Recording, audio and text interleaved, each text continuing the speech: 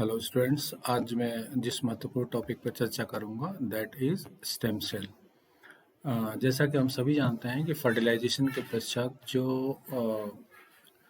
डॉपलेट cell का निर्माण होता है, जिसको हम फर्टिलाइज एग कहते हैं या जाइगोट करते हैं, वो विदलन की प्रक्रिया के परिणाम स्वरूप क्या करते हैं कि एक एडल्ट बर्ड का निर्माण कर सकते हैं।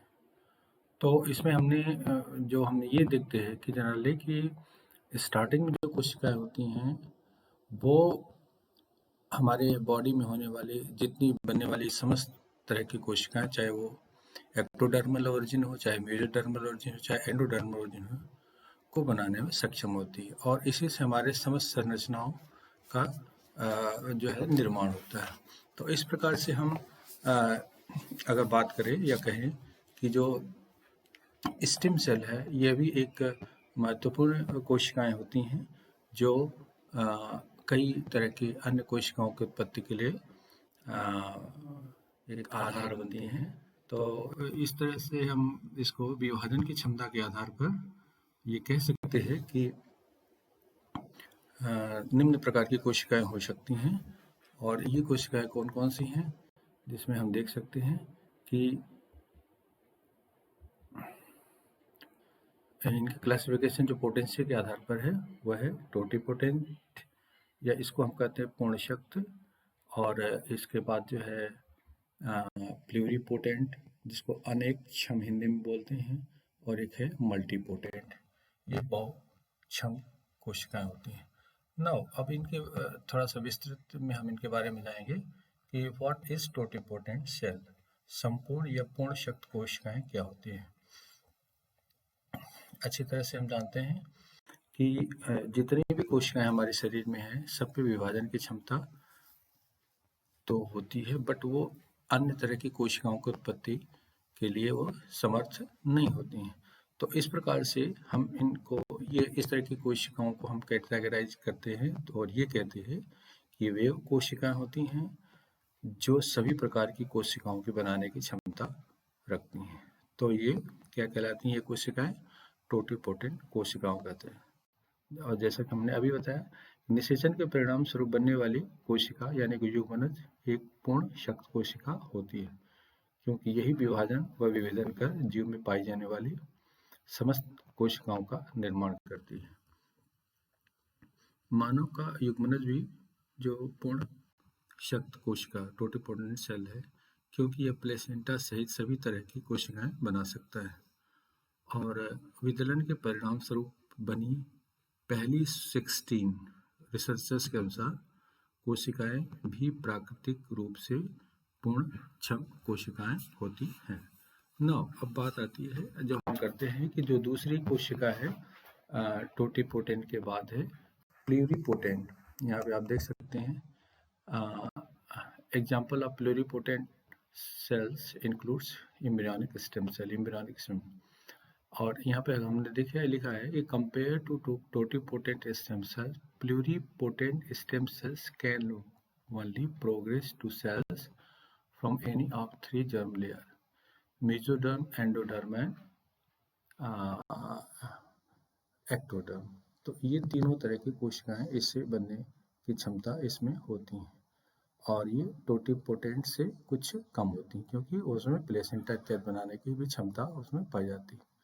और मल्टीपोटेंट कोशिकाएं जो होती हैं, इसमें ये जो बहुक्षम या बहुशक्त कोशिकाएं जो प्लूरिपोटेंट से भी थोड़ी कम होती है, तथा ये कुछ प्रकार की कोशिकाएं ही बना पाती हैं जो सामान्यतः एक जर्मिनल लेयर की होती हैं।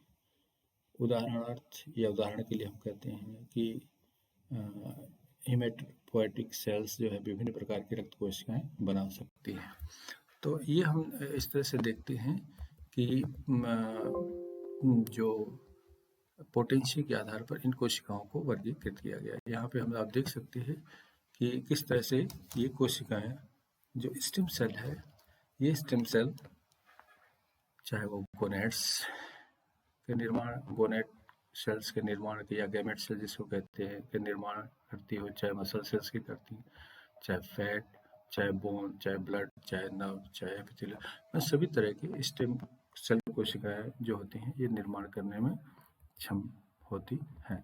अच्छा, अब इसके बाद हम इसमें देख सकते हैं कि ये आप देख सकते हैं प्यूरिपोटेंट सेल्स, स्टेम सेल्स किस तरह से इन कोशिकाओं के निर्माण में सक्षम होती हैं। यहाँ पे न्यूरल सेल्स है, कार्डियक सेल्स और जो है ब्लड सेल्स है। अच्छा, कुछ वर्गीकरण का और भी आधार इन्होंने बनाया है, और वो है जिसमें कि इसको दो तरह से बांटा गया है, ओलिगोपोटेंट स्टेम सेल और यूनिपोटेंट। इसमें stem cells like myeloid stem cells are refer to oligopotent because they produce few types of cells, चाहे न्यूट्रोफिल्स यूसिन, मतलब इनके विभेदन की क्षमता एक निश्चित सीमा तक ही होती है। Unipotent stem cells give rise to cells of their own type along a single lineage, मतलब जैसे एक कोशिका है, एपिथेलियल है तो एपिथेलियल का निर्माण होता है। As such unipotent stem cell have the lowest differential potential, मतलब इसमें विभेदन की क्षमता बहुत ही कम होती है अन्य कोशिकाओं की तुलना में। यहाँ पर दिखाया हमने एग्जाम्पल दिया कि जैसे स्किन सेल्स है जो है, इसका एक अच्छा उदाहरण है कि जब भी हमारी स्किन डैमेज होती है तो दूसरी स्किन जो जनरेट होती बन जाती है। तो ये इस तरह की कोशिकाएं जो सीमित विभेदन क्षमता वाले होते हैं उनको यूनिपोटेंट कोशिकाएं कहते हैं। और जो बेस्ट जो एम्ब्रियोनिक सोर्स के, या इनको कहते हैं कि सोर्स के आधार उत्पत्ति के आधार पर एम्ब्रियोनिक स्टेम सेल्स जो है इसके बाद जो है मैच्योर्ड स्टेम सेल्स से पाई जाती हैं। एडल्ट स्टेम सेल्स में जो देख सकते हैं हम हेमेटोपोएटिक स्टेम सेल्स है, मेसेनकाइमल स्टेम सेल्स है, न्यूरल स्टेम सेल्स है, एपिथेलियल सेल्स है, स्किन स्टेम सेल्स है और इंड्यूस्ड प्लूरिपोटेंट कोशिकाएं हैं। तो इस तरह से हम देख सकते हैं कि ये जो अनेक प्रकार की जो कोशिकाएं होती हैं, ये इन जो चाहे वो एक्टोडर्मल ओरिजिन के कोशिकाएं हैं, चाहे मेसोडर्मल के, चाहे एंडोडर्मल कोशिकाएं हैं, इनको बनाने में सक्षम होती हैं। अब बात ये आती है कि व्हाट इज या why these stem cells are very much essential, are having much more significance regarding our life.